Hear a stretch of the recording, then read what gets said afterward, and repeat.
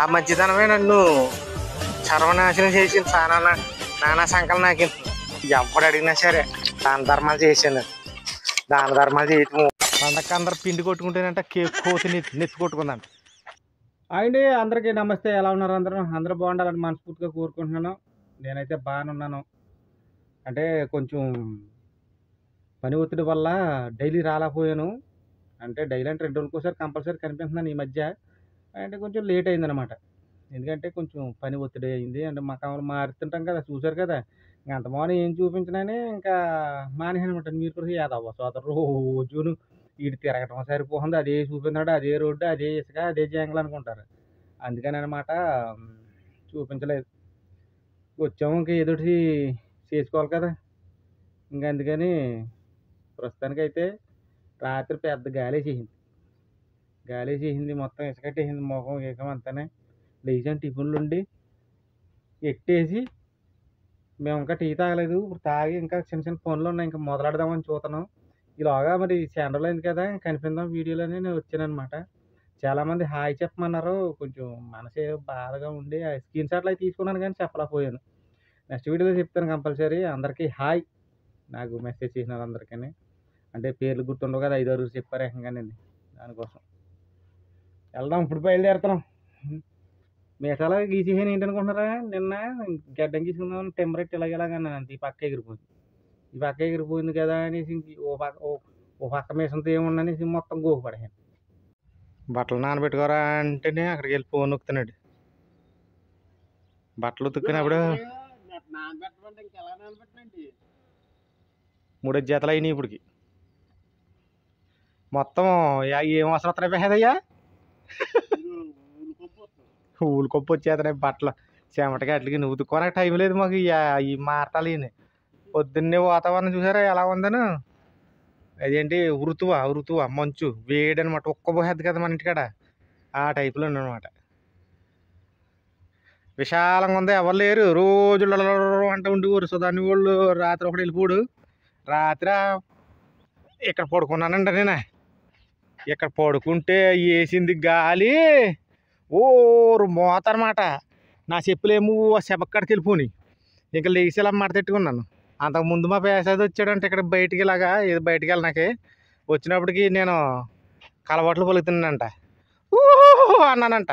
అంతే దెబ్బతో ఇంకాడు గెలా రూమ్లోకి పరిగెట్టిపోడు అంట. రూమ్లోకి ఏమని కాకేసాను పేద అన్నానంట.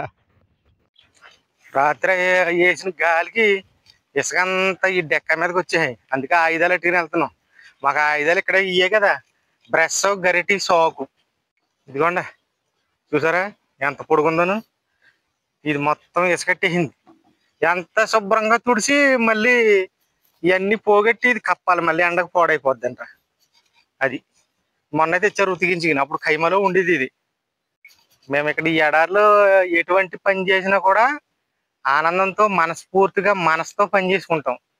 కానీ ఏంటంటే ఈ పని గురించి మాకు ఏ బెంగ ఏది లేదు. కానీ కొంతమంది మనుషుల వల్ల మాత్రం చాలా ఇబ్బంది అయిపోతుంది. నాకు మనశ్శాంతి కరువు అవుతున్నాను. జీవితంలో మనుషుల వల్ల ఇబ్బంది అని ఎందుకన్నానంటే, నేను ఏం చేశానంటే ప్రతిదానికి మంచిగా వెళ్తాను తప్ప చెడుకి వెళ్ళను. ఆ మంచితనమే నన్ను సర్వనాశనం చేసిన నానా సంకలం నాకింది. ఎలాగంటే నేను కొంతమంది ఇబ్బందులు ఉన్నప్పుడు మన దగ్గర తడి లేకపోయినా సరే ఎగిరి పడుతుంటాం. అలాగా కొంతమంది ఇబ్బందులు ఉంటే నేను మధ్యవర్తిగా ఉన్నాను. మాట సాయం చేశాను. ఆ మాట సాయం వెళ్ళపోయి తలనెత్తికి రోకల బండ్ల చుట్టుకుంది.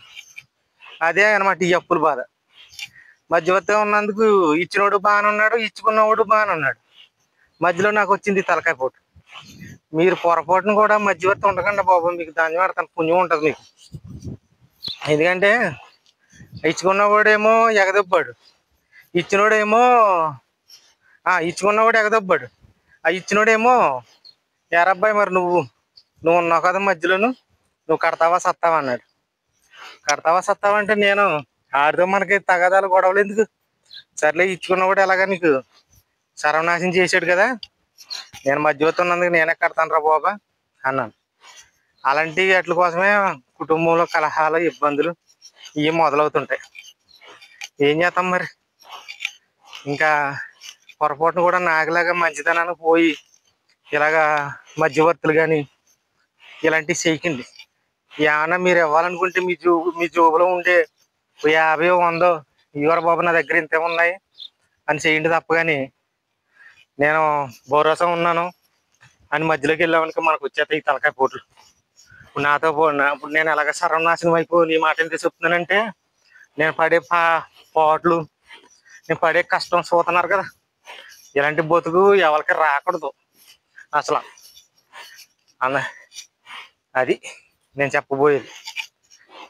మీకు ఏమైనా ఒప్పుకుంటే 1000 2000 సాయం చేయండి. ఇదివరకు ఆడిచ్చినా పర్లేదు, ఇవ్వకపోయినా పర్లేదు, మనం ఏమనుకోం. అలాగని మధ్యవర్తి ఉండి నేను ఇప్పింతాను, ఆడిచ్చేస్తాడు, ఆడు మంచోడు అని అసలు మాత్రం ఎదరికెళ్ళకండి. ఎదరికెళ్ళినందుకే ఈ తలకాయ పోట్లు వచ్చేస్తాయి.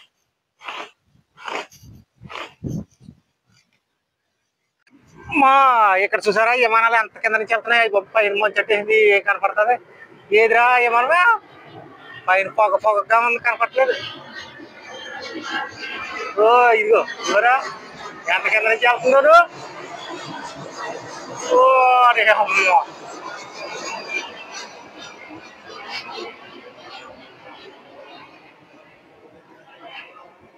ఇక్కడ ఎక్కడో ఎయిర్పోర్ట్ ఉన్నట్టు ఉన్నదండి ఇక్కడ దగ్గరలోనే. అప్పుడే 3 రోజుల నుంచి ఉన్నాం. ఇలా కింద నుంచి వెళ్తున్నాయి, కింద నుంచి బాగా కింద నుంచి. ఇప్పుడు ఈ పైన ఈ మంచు కింద పెట్టిందని అందుకే సరిగ్గా కనపడలేదు. అది ఎండలు అయితే ఇంకా మొత్తం చక్రాలు కూడా ఇక్కడే ఇప్పుతున్నారు. చక్రాలు ఇలా వస్తున్నాయి కిందకి కదా. నిన్న అలాగొచ్చింది ఓపెన్ లైట్గా ఇలా దిగినాయి చక్రాలు. ఇక్కడ అయిపోయింది, పార్సల్ కట్టేసాము. ఇంకా మళ్ళీ సాయంత్రం ఇప్పాలి. పార్సల్ కట్టేంత అని అయిపోదు, మళ్ళీ సాయంత్రం ఇప్పాలి దీన్ని. ఇదంతా అసలు మళ్ళీ అన్నీ వేసుకోవాలి. ఇదోడు ఇదోటి మళ్ళీ నా రూమ్ కట్టి వెళ్ళిపోతుంది. మళ్ళీ ఇది కొంచెం పైకి వెళ్తున్నా, కొంచెం పైనుంచి వెళ్తుంది. ఇది ఇట్లను మా పర్సనల్ లైఫ్ ఎలా ఉంటుందంటే చూసారు కదా, బట్టలు మేము ఉతుక్కోవాలి. మనం మీరు ఉతుక్కోకపోతే ఎవడన్నా వచ్చి ఉతుకుతాడు ఏంటంటారు. కానీ మీరు ఇంటికాడ అనుకో, ఇలాగ ఒకసారి నేను ఒక వీడియోలో చెప్పాను. మన ఇంటి దగ్గర అనుకో ఒళ్ళు వంగదు, బట్టలు ఉతుక్కోవటం కాదు కదా, ఉతికిన బట్టలు మడతట్టి పెట్టుకోము. అలాంటిది ఇక్కడికి వచ్చాక 4 నరాలు వంగుతాయి అన్నమాట. బాగా ఎండ వచ్చేసింది, చాలా దారుణంగా ఉంది ఇవాళ ఎండ. మాకు ఏంటంటే ఈ మార్చటము ఈయన ఊసలెట్టుకుంటాము, ఆ మురికి చూసారా. అయ్యి బాబోయ్, మట్టి మట్టిలాగా వెళ్ళిపోతుంది. అదండి ఇందాక చెప్పాను కదా, అలాగా మధ్యవర్తిగా ఉండకండి. నెక్స్ట్ ఏంటంటే సాయం చేయటంలో కూడా హద్దు అదుపు ఉండాలన్నమాట. నాకు ఆ హద్దు అదుపు లేదు. అప్పుడు నేను బయట దేశంలో ఉన్నప్పుడు ఆ జీతం వచ్చేది, మా ఆవిడ కూడా నాతో పాటు 4 సంవత్సరాలు చేసింది. అలాంటప్పుడు ఎవడు అడిగినా సరే విడిగా సాయం చేసేసిపోండి. ఈ ఫోన్లే మనకు తెలిసిన వాళ్ళే కదా, మనం బాగుంటే వాళ్ళు బాగుంటే మనకే కదా, లేకపోతే మనకి ఏదైనా ఇబ్బందులు అప్పుడు ఆదుకుంటారో అన్న ఆలోచనతో ఏం చేశానంటే అడిగిన వాళ్ళకి అలానే దాన ధర్మాలు చేశాను. దాన ధర్మాలు చేయటము నేను అలాగే ఒకడికి బాగా తెలిసి నాకు బాగా నన్ను అభిమానిస్తాడు అనేసి ఎక్కడో దుబాయ్లో ఇరుక్కుపోనంటే సొంత డబ్బులు ఖర్చు పెట్టాను. ఒక 30,000 దాకా 30,000 దాకా సొంత డబ్బులు ఖర్చు పెడితే బాగానే ఉన్నాడు. ఇప్పుడు కూడా బయట దేశంలో శుభ్రంగా చేసుకుంటున్నాడు, సంపాదించుకుంటున్నాడు. నేను మొన్న ఇంటికాడ ఉన్నప్పుడు నేను మొత్తం ఏమి లేని పరిస్థితి అనమాట నాది. కనీసం ఇంట్లో బియ్యం కూడా లేవు. అలాంటి పరిస్థితిలో 2,000 ఇవ్వరా అని అడిగాను. ఎంత లేదు బా, నీకు ఫోన్పే చేసేస్తాను, ఫోన్పే చేయించేస్తాను, కావాలన్నా చేస్తా, లేకపోతే నేను చేసేస్తాను అన్నాడు. ఇంకే ఓటేసేయటం ఇంకా ఫోను లేదు, పాడు లేదు. నేను చేస్తే అదిగో సాయంత్రం చేసేస్తానని 10 రోజులు గడిపాడు. ఇంకా తర్వాత నుంచి ఫోన్ ఎత్తడం మానేసాడు. ఇంకా పాత మనం చేసి తీసుకోసం మర్చిపోడు అనమాట. చేదేంటి పెట్టింది దెప్పకూడదు అంటారు, అది మంచిది కాదు. కరెంట్ మనసులో బాధ ఉండి మీతో చెప్పుకుంటున్నాను నేను. అలాగే అయిపోయింది. నేను వచ్చేసాను, ఇక్కడ సంవత్సరం అయిపోయింది కదా నాకు ఇక్కడికి వచ్చి. మొన్న ఒక 2-3 నెలల క్రితం ఏదో అవసరం పడ్డది, ఫోన్ చేసాడు. ఫోన్ చేసి ఏదో అవసరం పడ్డది, ఆడికిలే నేను ఇయ్యాలి చేస్తాను, రేపు చేస్తాను, ఎల్లుండి చేస్తాను అని చెప్పలేదు. నేను డైరెక్ట్గా ఒకటే చెప్పాను, నా వల్ల అవ్వదని చెప్పాను. ఎందుకంటే ఇప్పుడు నా పరిస్థితి ఎలాంటిదంటే, ఏదో నేను మీతో పొల్లికలంతా మాట్లాడుతున్నాను తప్ప కానీ మనసులోను చాలా వేదన ఉంటుంది నాకు. నా ఈ ఆడనే కాదు, చాలా మందికి చాలా మందికి నాకు ఉన్నది ఒక్క ఫ్రెండ్ ఉన్నాడు. ఆడు మాత్రం నాకు ఎంత బాధలు ఉన్నా ఆదుకుంటాడు, నాకు ఎంత కష్టం వచ్చినా నాకు చెప్తాడు. ప్రతి ఓడిని నమ్మకరా నమ్మకరా అని చెప్పుకోడు అప్పుడు ఇంటికాడ. ఇప్పుడు చెప్తాడు, ఎప్పుడన్నా మెసేజ్ పెడితే ఇలా ఉండాలిరా, అలా ఉండాలిరా అని చెప్తాడు అనమాట. ఉన్నారు, చాలా మంది ఉన్నారు, కానీ నమ్మక ద్రోహం నన్ను. అయిపోయి జోబు ఆగిపోతుంది, వీడియో తీతంటే ఫోన్లు వీటెక్కిపోయి ఆగిపోతుంది. పండగ అందరు పిండి కొట్టుకుంటేనంట కోతి నెత్తి కొట్టుకుందంట. అలాగా ఇంకా ఇప్పుడు ఆడికొచ్చినాయి బట్టలు. ఆడు కూడా చేస్తుంటే ఉతికేసుకున్నాడు. అదండి, ఏమాత్రం వరకు ఇంకా తినకి ఫోను అంత మాను ఆగిపోతుంది. వేడికి వీటెక్కిపోయి ఆగిపోతుంది. ఇక్కడ తోసి సమర్పించేస్తాను. నేను ఇంకా వంట మొదలెట్టుకుంటాను. ఓకే మరి, బాయ్ బాయ్. అందరికీ జై హింద్.